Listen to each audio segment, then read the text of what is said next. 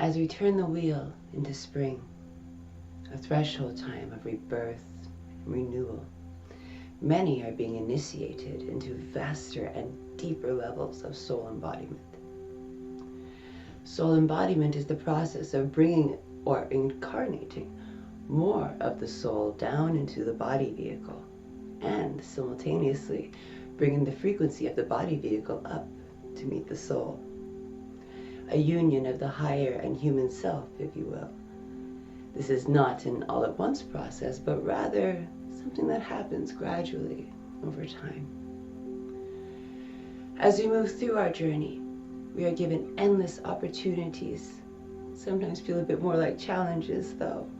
These opportunities are here to welcome in greater levels of soul embodiment. As we attune to our vaster levels, the safer our body, mind, nervous system feel fully being here, the more space we create for those aspects to integrate into the body. As the planetary and personal unification process within and without quickens, we are invited to close the gap and welcome in union between our human ego self and our higher or vaster self. In perfect rhythm with Gaia, for many, this process will cycle between obvious upwards feelings of activation and downward times of integration and embodiment.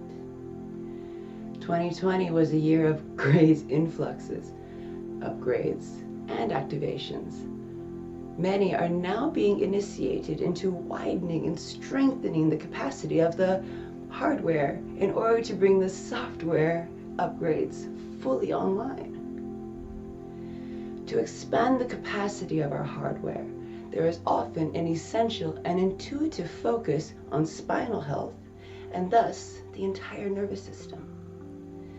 The nervous system is quite literally the central highway and processing system for all of our bodies, physical, mental, emotional, energy, etc. Our ability to fully experience, process, and intake life and life force etheric energy depends on the health of our nervous system.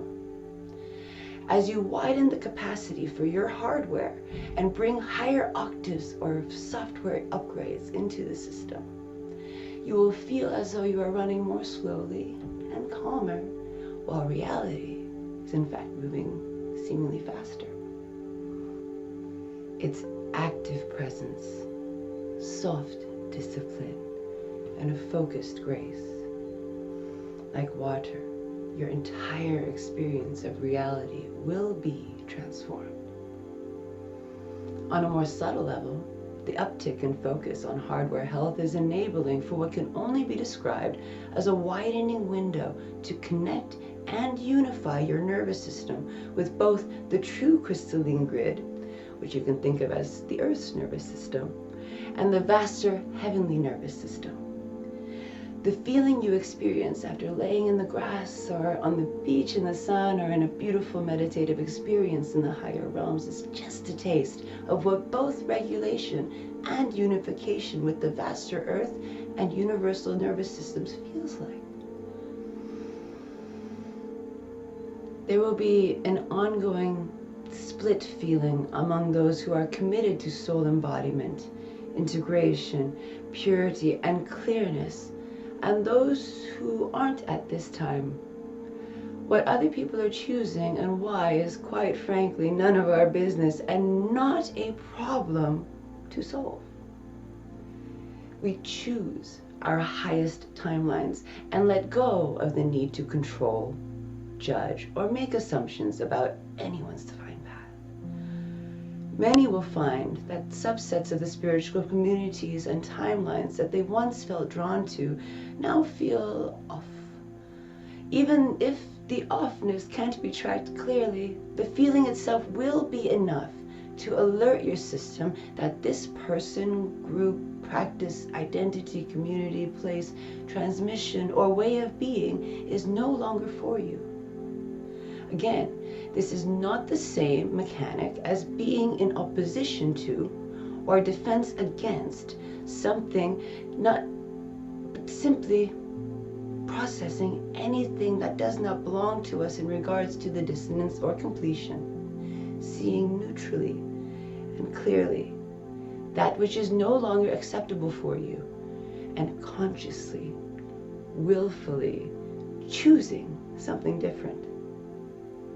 Those who are devoted, and in many cases have been silently devoted to mastery, will become increasingly seen for the truth of their way of being and devotion to the path.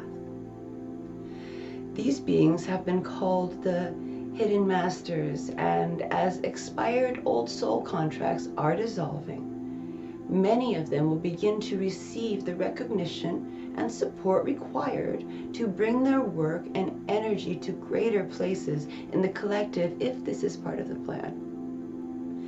In essence, many younger souls are the ones striving and pushing to take the positions of power and authority and become spiritual leaders, teachers, etc. While many older souls have been historically afraid to claim their mastery and offer themselves more fully. These contracts are expiring as the great rearranging takes place. Devotion to mastery. In the same vein, many are being given the chance to renew their commitment and devotion contracts. Many are humbly returning to places they thought we were finished with. And many are witnessing the great need to go back to basics or guide others back to the basics. For many on the path, initial years were spent in the throes of essential healing work, trauma integration, emotional intelligence, inner child healing, shadow integration, somatic healing, these things. This work becomes the fertile soil for the cultivation of energy mastery and a clear energetic field. There can often be an assumption by those who were initiated, or rather thrust into initial deep levels of healing and integration, that this was the case for everyone who identifies as spiritual, awakened, or a guide teacher of some sort. This is especially alive for those who run helping businesses. We are seeing that this is not the case for all, and many did not set up contracts to dive headfirst into this work, and rather jump straight into the more multidimensional aspects of this path. It is important to track when veil lifting and distortion, falsity discovery has turned from an organic process into a hook into division, darkness, heaviness, and disconnection from life itself, especially when we find ourselves lost in the consciousness spiritual war timelines. When we have resistance or opposition to something and then attempt to expose, fight, liberate, or combat it from a hooked, charged, or defensive place, we are still matching the energy of the thing. The vibrational law of engagement shows that hooked judgment, resistance, or opposition creates a vibrational link between you and the thing.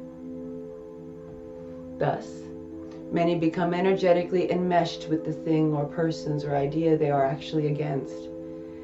This is not to be confused with processing all emotions that belong to you, and then from there, clearly witnessing something you have dissonance with, calling your energy back, and pouring yourself into a reality that liberates effortlessly.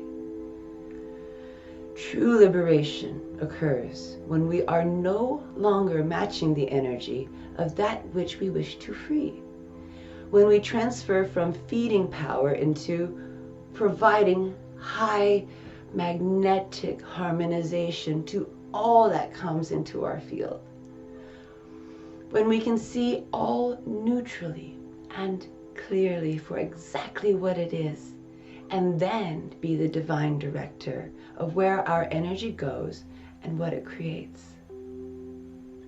The role of the veil lifter requires immense sovereignty, clearness, refinement, and anchoring higher levels of awareness and embodiment, so as to not cause any unnecessary magnification and feeding or distortion and disruption to the field of those receiving the information. So this kind of inorganic loop speaks specifically to those who started relating or were always relating to the work from an inorganic place. A place of obsession, control, and never enoughness. It's perfectly human and seductive to be relating to what is meant to be a natural, committed dance that allows us to become vessels for our infinite nature, as a militant, controlling obsession that exists solely to get us something, to further brokenness and impure programs, or even as subtle as being so hooked into the spiritual good person woke identity that the ability to experience healing organically actually goes offline. However, like with everything, there is another side to this coin, and that this is the side of avoidance, disassociation, and bypassing. The immature conceptual realization of one's true nature as a free pass into avoiding the false self. The spiritualized ego pining for the next cool thing, identity, or teaching in the space. The complete disregard for the essentials of a healthy and clear energy system and human self in the name of oftentimes ascension or going higher. These mechanics stem from the same wounding and manifest in different forms of relating to the path or the identity of being spiritual and awakened. In essence, they both take us away from organic healing and the exquisite and miraculous teacher that is reality. There are these potential distortions in assuming that everyone is on this path, has been doing the work, and guided to where the spiritualized ego thinks it should be, rather than the truth of where they are. This extrasensory, galactic, multi-dimensional, density, quantum manifestation, etheric, all of these kind of label types of work is like candy to the spiritualized ego. It is never satisfied, and beyond that, unable to truly feel satisfied and integrated in the energy. The more the deep human work and or essential energetic mastery work is avoided or resisted, actually the more distortion is created. With the way consciousness is moving at this time, we are much more supported in doing the deeper work in a more clear, less swampy, sludgy way. And this can happen, remember, we are timeless beings, and so what is time but a measure of your pure awareness and effort put into this moment now, where you can transcend all things in a moment, in days, weeks, not years, and as it has been in the past. The essential, basic, and oftentimes not sexy practices are what allow for a clear, healthy, and grounded energetic system. When our system is healthy in this way, we are able to open up to vaster and higher levels of self and reality in a clear and mature way. A way in which we are able to integrate and ground that energy, allowing it to eventually become an exquisite and oftentimes simple offering through the self and for the good of all creation. The path of awakening, remembrance, revival, integration, authenticity, wholeness, and divine humanness are consistent practices tended to with reverence, devotion, and commitment gradually over time. All you have to do to truly understand this is to tend a garden. Of course, over time, as you show up consistently for yourself and reality, things appear to get seemingly easier, and reality begins to morph into the potency of your field. However, like with any ancient art or practice, It's not that your reality becomes perfect and free of opportunities for practice, soul curriculum, deepening, and refinement. It's that you become more masterful in interfacing with it, and integrating and disintegrating the old.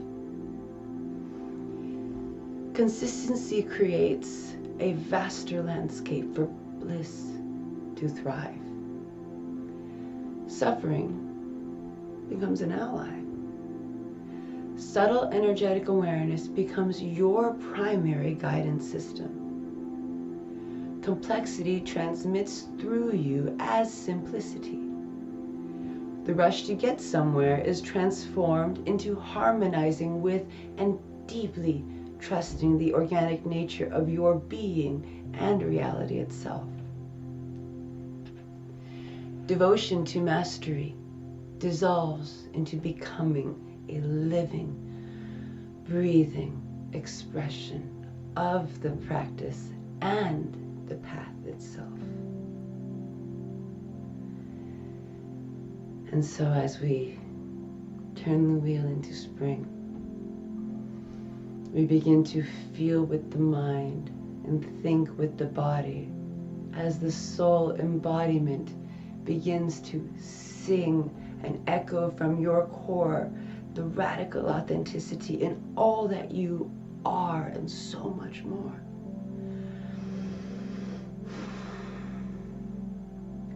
We can see the renewal in the nature of things. We begin to see the changes because you are the change and catalyst for this new. That which is remembered, that which is all so very inherently you, beautiful in truth and absolute. So remember, life is a playground. We learn so much more effectively and quickly. We integrate all changes and understandings in play. So remember to choose that light-hearted, receptive way. And together we rise to co-create